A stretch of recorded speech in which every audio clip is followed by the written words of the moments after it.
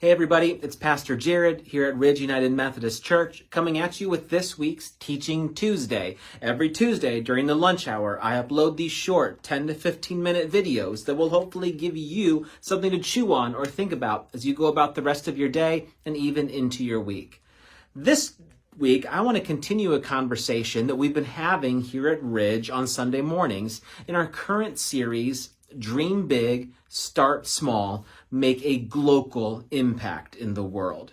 Specifically, I want to talk about one of the ways that my family and I are making a global impact. Again, it's that funny word of holding together in tension the needs of the globe or the world along with our local community. How can we think globally and act locally? How can we dream big and start small? Here's one of the ways that my family and I have been practicing living out the mission of Jesus locally by taking on the spiritual discipline of what is affectionately known as tithing. Now, don't turn off the video just yet. Tithing is actually one of what I'm coming to understand, one of my favorite and most impactful, globally impactful disciplines that I do as a follower of Jesus. Now, there are different passages throughout the Testaments that talk about this discipline of tithing, but one of the clearest and perhaps most straightforward occurs in the book of Leviticus chapter 27, verse 30.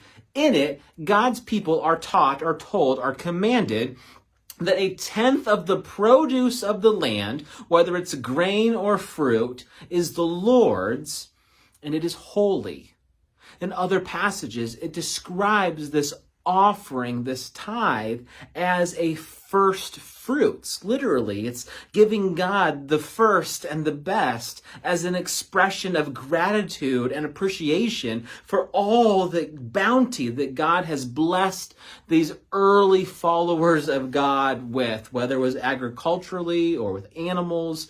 It's this recognition and this thanksgiving of, wow, we've had a good harvest season or a meager one, but nevertheless, God has provided and has given us what we have, so we're going to give it back to God. This tithing lesson continues on throughout the scriptures and has continued on throughout the centuries for both Jews as well as Christians. One of the ways that we live it out as United Methodists is by our own local congregation, practicing a congregational tithe. I love this. We are not just Ridge United Methodist Church, but we are connected with Methodist congregations all throughout the state, country, and world. In fact, I once heard a superintendent, 10, 15 years ago, say that at one point, perhaps it's still true today, but at one point, there was at least one United Methodist congregation in every single county in America. I love that we are connected with other Christians, specifically other United Methodist Christians around the world. One of the ways that we participate in that connection is by tithing the tithes and offerings that people give or entrust to the care of this church. We give 10% to the conference and 1% to our North District as a way of supporting and joining in the ministries that they help facilitate. One of the numbers I have written up here is 89%. It's a number that represents or shows how every dollar that you or I give to the Ridge United Methodist Church or our local United Methodist congregation, 89% of every dollar stays within our local community. I love this. One of the important values to me and to my wife is that we invest in the communities in which we live and in which we are planted, in the communities in which we call home. I deeply value our presence and our participation in our community and our part of the state. There's this old axiom that people tell you, or have told me, grow or bloom where you are planted. It's an important and something value to me and something that I appreciate, that 89% of every dollar I give stays within our church and within our community. There's an additional 7%. This is just kind of a teaching thing to make you aware of, but additional 7% of the dollars that you give, so 7 pennies for every dollar, stays within Indiana, either in the North District or throughout the ministries of our state. I mean, 96% stays within the state of Indiana. I deeply value that. And then the rest goes to supporting and facilitating and joining in United Methodist missions and ministries and universities around the world, like Africa University. It's a university that Methodists have planted and supported and helped grow. I mean, it's just really neat the ways, to me, that every dollar that we give, the tithe that we send out every month, stays within the community, but also goes to support ministries around the world. I appreciate that about our denomination. So if you're watching and you're not United Methodist, great. I mean, maybe your church does something similar. I just think it's cool that when you give to United Methodist Church, that's some of the ways that the money is used or plays itself out. I love that connection. And then the 10% is just a number that comes from, like, the passage in Leviticus that I read to you, the first 10%, the first fruits. It's a helpful way for me to think about this because I'm a numbers person. I started out in college as a double major in religion and philosophy and finance. I just always liked numbers. I like when things add up and when they fit together. I'm a numbers person. And so when I see like 10%, I think of this helpful little chart. Boom. We handed it out in Sunday, and I think the link is still available on our website or maybe our Facebook feed. But you can Google Dave Ramsey monthly cash flow plan and find a free link on his website that will give you a tool to look at your own spending habits or the ways that you have set up, or if you have not set up a budget, ways you might think about setting it up. Now, he gives a bunch of different categories. It's just a 2-page document, and if you look it up on his website, the first page actually gives some instructions. This one itself is just 2 pages listing some of your common expenses, whether it is credit card debt, student loans, car payments, rent, mortgage. But he does include also lines for tithing and charitable giving. Now, in each category, there are subtotals with percentages that he recommends as you think about how your own household spends or uses its money.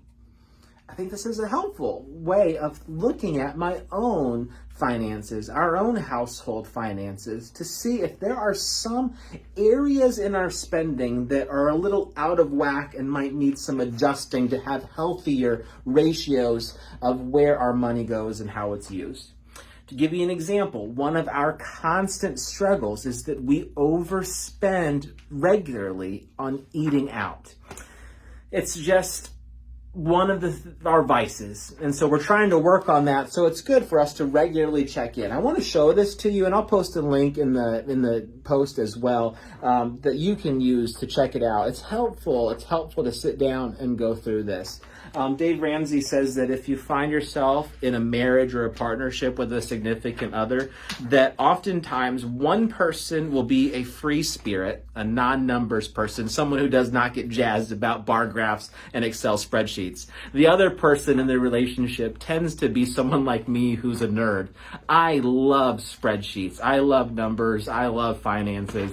So Kate and I, my wife, we have this conversation, and she's great, but I just kind of get jazzed about it. Hopefully you have someone like that or a friend that you can work with. Either way, take some time, invest in yourself, and take a look at this spreadsheet.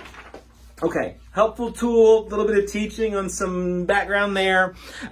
Here is maybe the second to last thing I want to share with you. Number one, John Wesley gives a lot of great tips about money. The guy was a thinker. He was concerned, and I love this about our Methodist Church, about making sure people were fed spiritually, but also making sure that people were educated. So many of the universities all across America began with Methodist roots.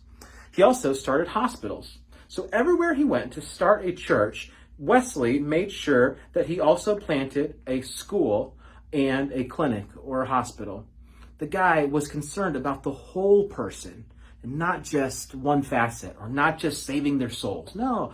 Part of being Methodist is realizing it's a both and of our souls and our bodies, of eternity and now. I mean, it's always this holding together. But one of the ways that Wesley taught about money was thinking about it threefold. Number one, Wesley said, man, make all the money that you can. I need to get a new marker. Make all the money that you can. It's good. It's right. Go for it. There's nothing wrong in making all the money that you can. That was his rule number one. And then rule number two was save all that you can. Save it. Like, be careful, because if you're making all this money, you're going to spend all this money. There's some interesting research that's been done saying that oftentimes just because you make more money doesn't mean you're saving more. It just means that you're spending more. Like, you think getting the raise will help solve your problems, but oftentimes it just exacerbates them or magnifies them. Glenn Howell was our guest speaker a couple of weeks ago, and he hit on so many wonderful things. But one of the lessons that he taught that I keep coming back to is when he said or likened this desire to always get more or better or increase what we have or we own or the brands that we wear. He said, gosh, that actually sounds more like an addict, always needing and wanting more, better, another hit. It's a spirit problem. So Wesley said, no, make all that you can. Work hard. Do the best that you can. Save it. And then give all that you can. Make all you can. Save all you can. And give all you can. Make sure you're making enough money and you're saving enough to support you and yours.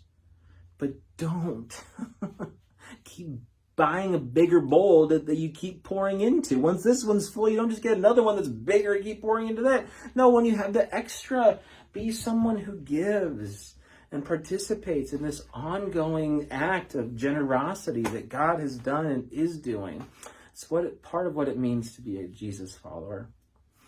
Okay, here's the last thing, and I know this video is going long, but I think that tithing is one of the most countercultural things that I do, that my family and I do, to give regularly over sustained periods of time. I mean, I'm just telling you, this is our biggest financial investment right now.